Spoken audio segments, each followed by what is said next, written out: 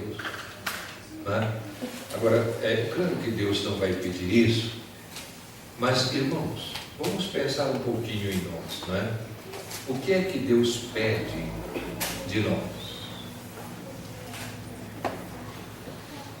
Alguém sabe responder com um versículo da Bíblia?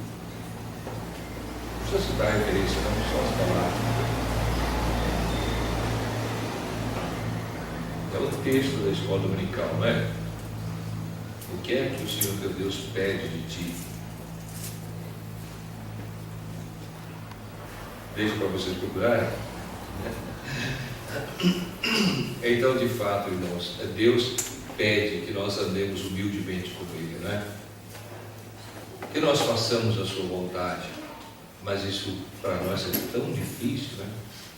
Tão difícil andar com Deus, né? Fazer a vontade dEle.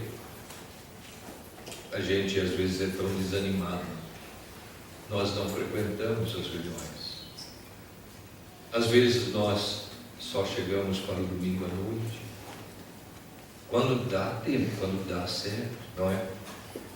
Nós não servimos a Deus com fidelidade, nós não andamos humildemente com o nosso Deus, não é?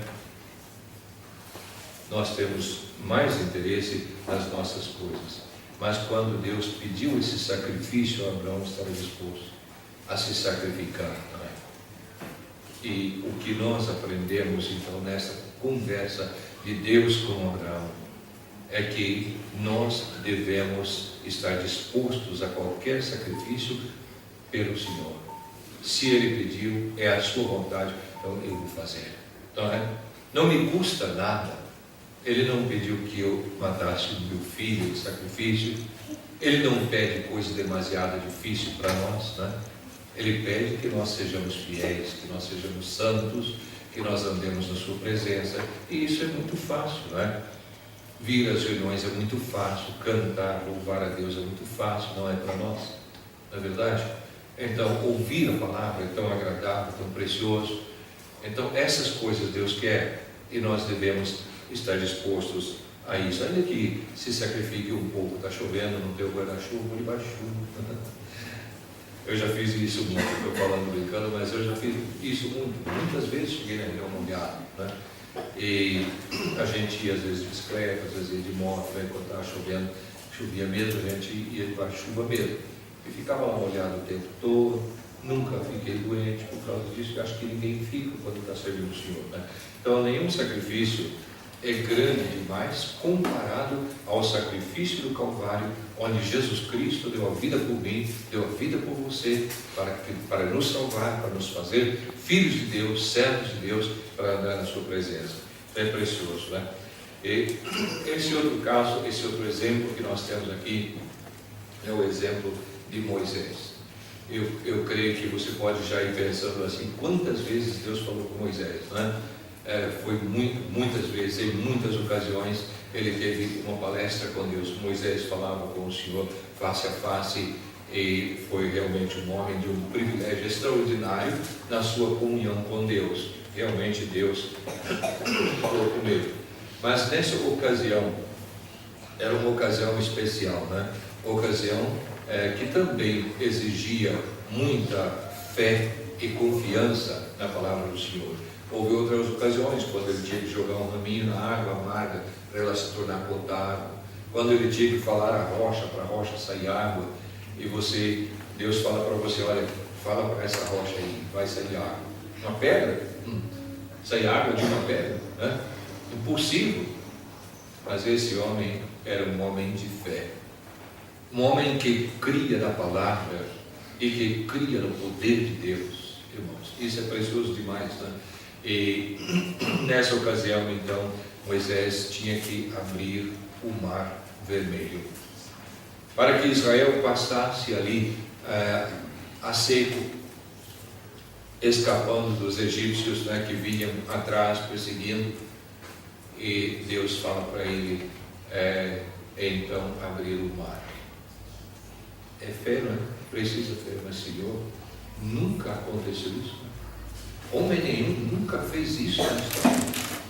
Como é que a gente vai abrir esse mar aí diante de nós, não é? Mas se Deus falou, irmãos, pronto, vai acontecer, tá? Vai acontecer. Então a nossa fé no Senhor, a nossa fé na sua palavra é que está em destaque nesse Deus falando conosco, né? Então é muito importante deixar Deus falar com a gente, exercer a fé nele, confiar na sua palavra, crer no que ele fala, né? Realmente ele é real. Nós não estamos aqui nesse mundo brincando de igreja, nem brincando de servos de Deus. Nós somos servos de Deus, né? E realmente Deus fala conosco e nós precisamos, às vezes, entender a voz dele, compreender quando ele fala conosco, né? E ele fala muitas vezes. E nessa ocasião ele falou de um modo especial a Moisés. Falou também através do tabernáculo. Nós já estudamos aqui no Encontro de Obreiros o tabernáculo. E muita coisa preciosa nós estudamos, não sei se os irmãos se lembram, né? Mas foi vários encontros que nós tivemos estudando sobre o tabernáculo. E nessa ocasião, Deus então estava falando de um modo especial, quando ele mandou construir o tabernáculo, mandou levantar a tenda da congregação, as cortinas e tudo aí, mandou realizar os sacrifícios, né? Agora você observa uma coisa, veja que o tabernáculo está construído exatamente no meio. Havia barracas no norte, no sul, no leste, oeste, né? E o tabernáculo fica bem no meio. Por quê? Porque Deus se fazia presente ali. O tabernáculo era o lugar onde Deus descia para encontrar-se com o sumo sacerdote, para encontrar com Israel, para falar à nação de Israel. E ele estava ali no meio, né? Quando nós chegamos em Apocalipse, nós temos então o Senhor Jesus Cristo falando a respeito das 7 igrejas, né, representadas por candeeiros, 7 candeeiros, né, e ele estava lá no meio, não é? Então o Senhor Jesus Cristo disse: onde estiverem 2 ou 3 reunidos ao meu nome, eu estou no meio. É exatamente o lugar do Senhor, é o lugar central, é o lugar principal. Tanto faz na nossa vida de cada dia, como também nas nossas reuniões, o Senhor tem que estar ocupando o lugar central. Eu não posso ocupar o lugar do Senhor Jesus Cristo, você não pode. Ele é a pessoa mais importante, ele ocupa o lugar principal em nossos ajuntamentos, e isso nós aprendemos quando nós estudamos sobre a tenda da congregação, o tabernáculo. As lições são muitas, mas Deus falou através do tabernáculo, não é verdade? Deus falou com Israel através dos profetas. Ele enviava os profetas, cada um tinha de Deus uma palavra para trazer a nação de Israel, e Deus usou eles. E você podia pensar então em vários deles. Nós não vamos pensar muito nisso. Você deve pensar nos profetas que Deus usou, né? E por fim, o nosso texto de Hebreus 1, Deus fala às multidões através do Senhor Jesus Cristo. Então Jesus falou às multidões e aos seus discípulos.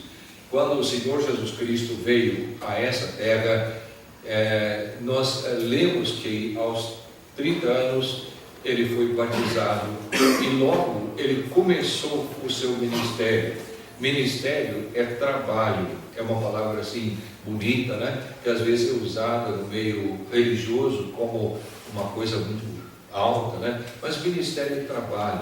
O Senhor Jesus Cristo começou o seu trabalho e ele andava de aldeia em aldeia, de cidade em cidade, levando a mensagem do Evangelho, pregando às pessoas, e muita gente se converteu, muita gente foi salva através do ministério do Senhor Jesus Cristo. Ele escolheu os 12 discípulos, 12 apóstolos, para o acompanharem durante todo o seu ministério.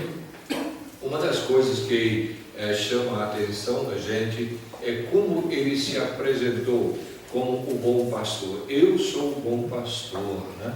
Uma frase bonita, eu sou o bom pastor.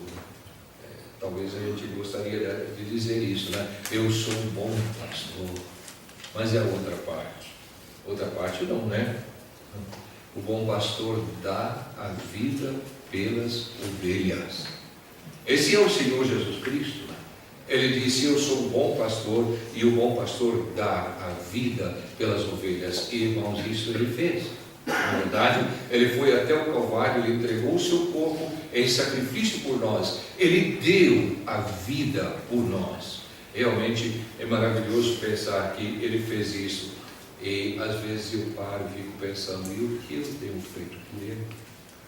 O que nós temos feito por ele? Ele foi até o Calvário, ele entregou seu corpo em sacrifício, ele morreu por nós, irmãos. O que mais ele podia fazer? E o que nós temos feito por ele? Nesses últimos dias, Deus nos fala então pelo Filho, a quem construiu dele todas as coisas, pelo qual também fez o universo. Deus nos fala pelo Filho. Se você está aqui, mas ainda não abriu o seu coração para receber o Senhor Jesus, que ali no Calvário deu a vida por você, deve fazer isso hoje. Deve abrir o seu coração, deve receber o Senhor Jesus Cristo. E quando você fizer isso, então o Espírito de Deus vai entrar dentro de você. E a comunicação entre você e Deus estará estabelecida.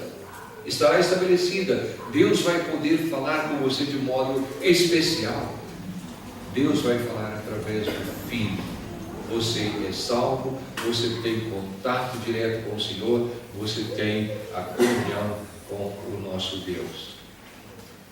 Nosso Senhor morreu na cruz e depois de 3 dias ele se apresentou vivo, quer dizer, ele ressuscitou de entre os mortos.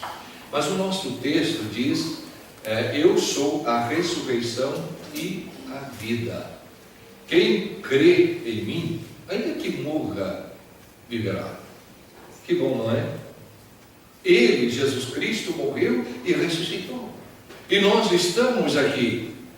Pode ser que nós não vamos morrer, porque se Jesus Cristo voltar hoje, nós vamos subir com ele, né? Os salvos, os que não salvos ficam aqui, né? Mas nós não vamos morrer. Mas se ele não vier, nós todos vamos morrer, não é verdade? Mas se nós cremos nele, ele disse: quem crê em mim, ainda que morra, viverá. Né? Que esperança gloriosa! Não tem importância se eu tombar aqui morto, não é? Não tem importância nenhuma. Eu vou estar no paraíso e depois ele vai me ressuscitar. Corpo, alma e espírito transformados para viver com ele para sempre. Isso é salvação. Isso é coisa gloriosa da parte do Senhor. Eu sou a ressurreição e a vida. Quem crê em mim, ainda que morra, viverá. Você crê nisso? Pode colocar a sua fé no Senhor Jesus Cristo agora? Pode dizer: ele é meu Salvador, eu vou viver para ele. Eu vou servir ao Senhor durante toda a minha vida, para que eu alcance a glória celestial. O túmulo dele está vazio. O seu também um dia vai ficar vazio, não é verdade?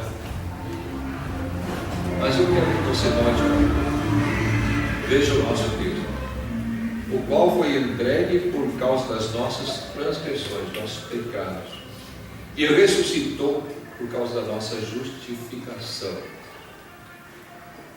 Quando Paulo escreve isso, ele está mostrando para nós que a obra de Cristo no Calvário foi para solucionar o nosso pecado, foi para tirar o nosso pecado, foi para nos dar a paz verdadeira.